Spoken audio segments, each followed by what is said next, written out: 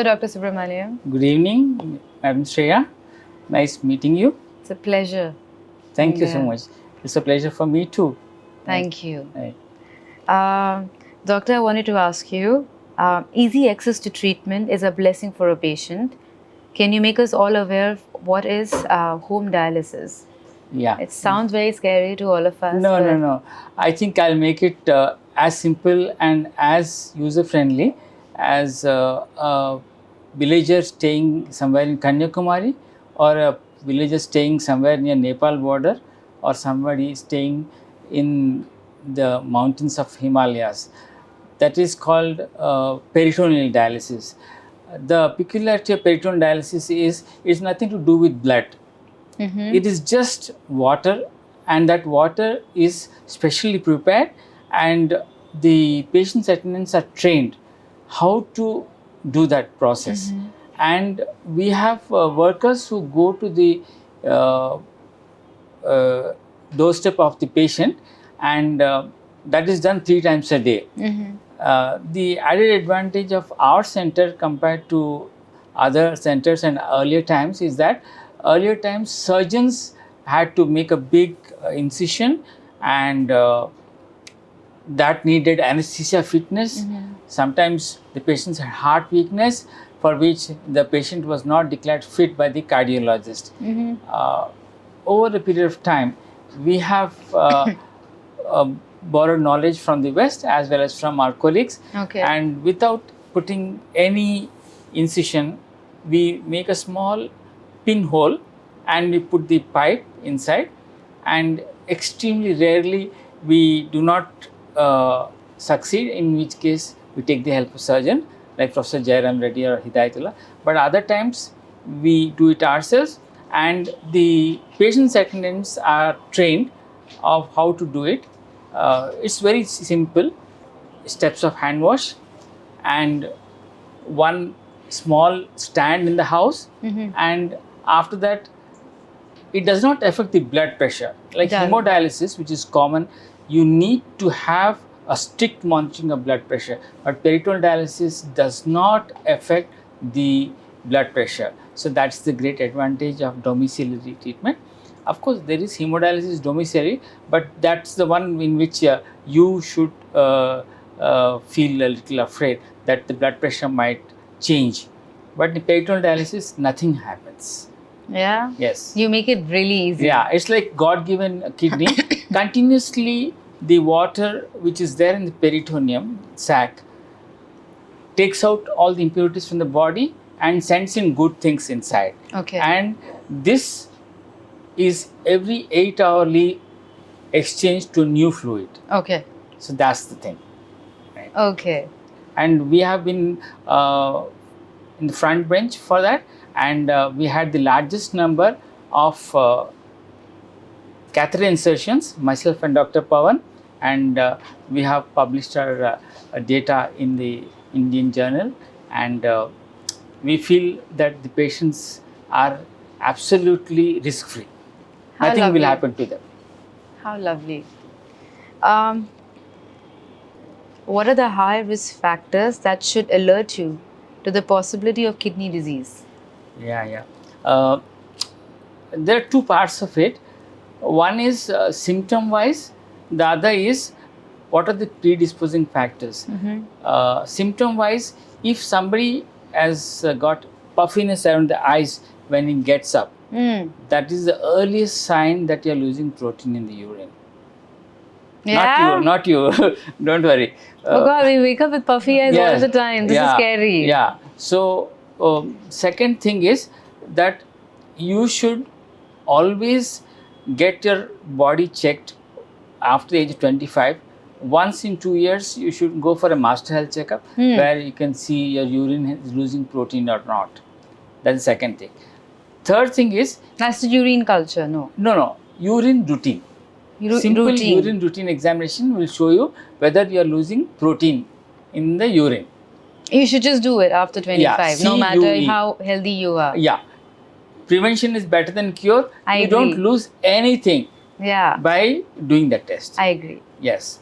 You should not feel pessimistic that if I do this test, something will come and report and then I'll fall sick. Not that way. See, moon has got a dark side, a fair side. Yeah. It's not bad to see the dark side, because if you can see the dark side initially, you can twist the moon and make it look fair. So that's my philosophy of telling the patient that it's nothing harmful to do your test. People try to avoid doing tests. Yeah. Then this other part is some families have kidney disease. Yes, it's a history. So you should not be a backbencher in going to a lab to do the test, be it ultrasound scan or creatinine. Creatinine is the blood test, or urine test. Then third one is people who are having diabetes mellitus or hypertension. Definitely you will be delaying the onset of a kidney disease if you meticulously take care of your sugar levels or your blood pressure, and also follow what the doctor's prescription tells you. Like for example, he says take this tablet telmisartan, Telma. Telma decreases the protein loss. Okay. Yeah. If he has prescribed it, you are doing good to yourself. Yeah. Right. That's the thing. So first is control the sugar, control the blood pressure, and then whatever doctors have prescribed, dietary restriction, follow them. Avoid rasgullas and all. You can have dietary sugar-free rasgullas. They're not good. They are good, but you can avoid sugar. You can have sugar-free rasgullas. I've started. I don't do. I only use cane sugar. Okay. And I use pure gur. Good. From the village. Yes. So that's helped me a lot. Yes. It just overnight changed my energy level as well. Yeah. It was very helpful. Apart from that, what you can do is you can check your HbA1c. Okay. Yeah. It should be less than 5.4. HbA1c. Yeah. It's the most acceptable method of taking care of your blood sugar. Okay. Yeah. Not fasting and 2 hours post lunch and all this. No. HbA1c should be checked every 3 years once. Yeah? Yeah. Even if you don't have sugar problems? Even if you don't have sugar problem. What you do is, if I have a HbA1c of my 5.6, if I go to somebody's wedding, I will carefully avoid the ice cream or a laddu. Yeah? Yes. Then you will see. Halwa? And within 3 months, if you check your HbA1c again, it will come to less than 5.4. And that is the magic word for you to be taking care of your kidneys. A lot of people laughed at me when I went off sugar initially, but I know it's very difficult living in India, and sugar is living anywhere in the world. Sugar has become such a mainstream thing, but it just changes. My entire body is a different body now. I think I'll answer the question in a different way. We have a news over the last 1 decade. India has become the diabetes capital of the world. Is that true? Yes. Oh my God, that's India's scary. population now is of course more than China, but about a decade back, India's population was less than China's, but India's sugar population was more than China. And 30 years back, when I started doing practice, the cause of chronic kidney disease, only 30% were diabetics. But now, 60% of the patients are diabetics. Meaning, before asking, is your name Shriya? First thing we are asking, are you a diabetic or not? It has become a very common question. Yeah. So, it has become so important for us to keep on telling people, stay away from sweets and take care by eating half-time rice and half-time non-rice items. So, initially when I started, when I stopped using sugar, eating sugar, it was very easy because I thought, okay, it's in my sweets, or chai without sugar or coffee without sugar. But then you realize that most of the things that you get in the market, anything that's packed, has a hidden section which says sugar. And and it's like really subtle, soft, like a little line there. You won't even see it, and then it has such high levels of sugar.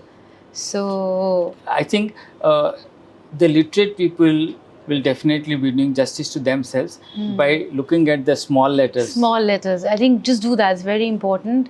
I use gur in my That's good. And cane sugar. cane sugar, but very little gur. Yes. But I love my gur in the morning, Yes. but just Right. this much. Okay. Thank you so Welcome. much.